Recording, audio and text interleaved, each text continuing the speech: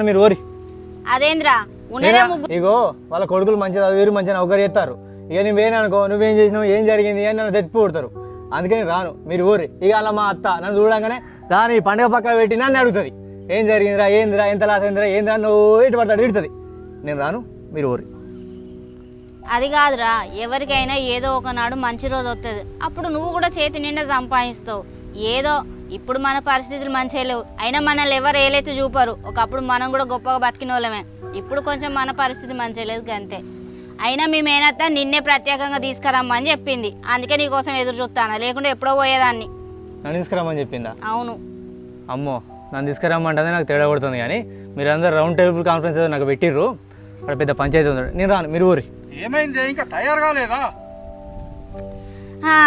ఎప్పుడో కోడుగు ఎంగ పోయినో ఇప్పుడు వచ్చినో, వాడు ఇప్పుడే వచ్చిండు. నేను ఒక్కదాని పోయి ఏం చేయాలాడా? అమ్మగారింటికి అయితే మాత్రం తొందరగా